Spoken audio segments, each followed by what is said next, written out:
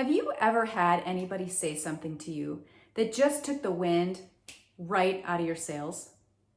How much power did you ultimately let it have over you? In 2012, as a seasoned pilot with thousands of flying hours and instructor time in multiple aircraft, I began training to become an instructor pilot in yet another aircraft, the T-38 Talon, the Air Force's fighter trainer. I arrive early at work this particular day because I have an academic test. The classroom is locked, so I settle into the break room and pull out my study materials. I take any kind of training very seriously, so my nerves are really starting to kick in. But at this point in my career, I recognize that that is how I operate best. A little extra adrenaline coursing through my veins to keep me at the top of my game. Internally, I am comfortable with this level of intensity and focus because it helps me to achieve the high standards that I set for myself.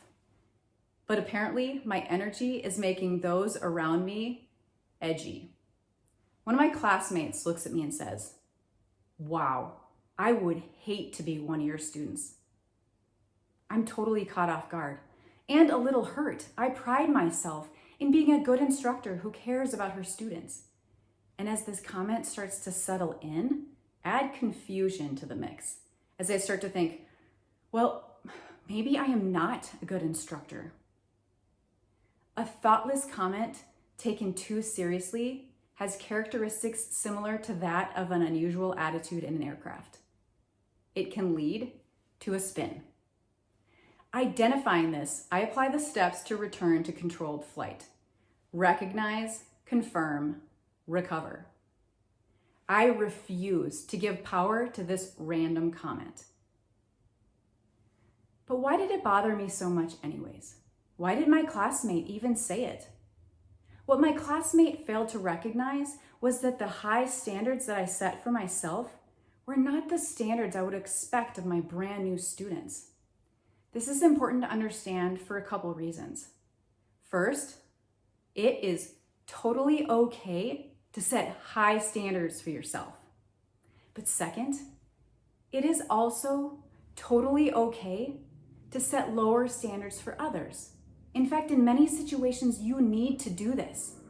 Now, pay attention to the fact that I said set lower standards, not set low standards. That's different. The expectations that are set must be realistic and achievable. This takes self-awareness though. You need to realize where your personal standards and abilities fall on the spectrum of performance in order to determine where reasonable expectations fall. Too many highly successful people expect others to perform exactly like they do. This often leads to them becoming frustrated and even accusing others, to include those they lead, of being lazy and not caring. People see the world differently. We experience it differently. We learn at different rates and have varying abilities. Make sure that you match your expectations with the situation and what's realistic. And that may not be where your personal standards fall. What you will find is people will rise to these high standards much quicker.